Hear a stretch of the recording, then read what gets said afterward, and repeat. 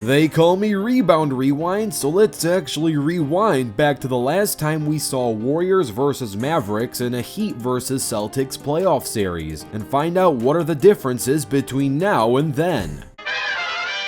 The last time the Warriors and the Mavericks faced off in the playoffs was in 2007. The Mavericks were the #1 seed in the West and the Warriors were the #8 seed. They met in the first round. This was Dirk's MVP season, and this was one season after he lost a tough final series against the Miami Heat in 2006. Now in 2007, he leads a #1 team and was ready to go up against a gritty Warriors team led by Baron Davis and Monta Ellis. Not many people expected the Warriors to do much in this postseason, but they surprised the world by upsetting the Mavericks 4-2 as an 8th seeded team knocked out a 1st seeded team in just 6 games. The Warriors went on to get beat by the Jazz 4-1 in the second round. There are huge differences between now and then. In 2007, Jason Kidd was still playing for the Nets and will rejoin the Mavs in 2008. Steph Curry was roughly 19 years old playing college basketball for the Davidson Wildcats. Luka Doncic was only 8 years old during this time. Who knows what he was doing?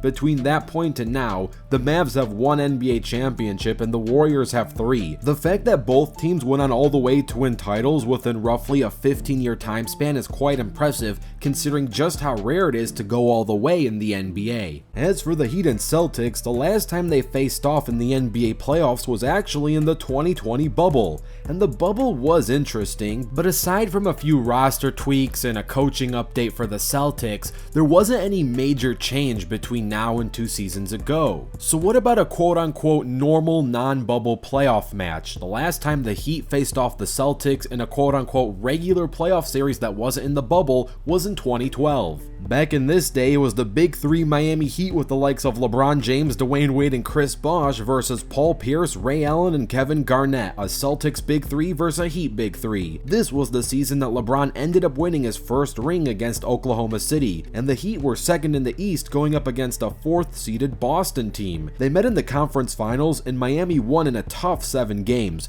with that unstoppable Game 6 LeBron. Some consider this the peak of LeBron's ability, just an absolute unit, putting up 45 points and 15 rebounds. The only Heat player still on today's roster from that 2012 roster is Udonis Haslem, and of course coach Erik Spoelstra. The Celtics roster is completely redefined, since just 2 seasons later in 2013-2014, the Celtics Big 3 split ways. KG and Paul went to Brooklyn, and Ray Allen actually ended up in Miami. Back in 2012, Jimmy Butler was just a rookie in Chicago, averaging only 2 points per game. He has really come a long way, being one of the best players in the league today. In 2013, Jason Tatum was just a middle schooler making YouTube videos on how to tie a tie. He was tying ties back then, but now he's actually trying to break ties, as in break the tie for the most titles. The Celtics are tied with the Lakers and they need 1 more to break that tie, to have the most championship rings in the NBA.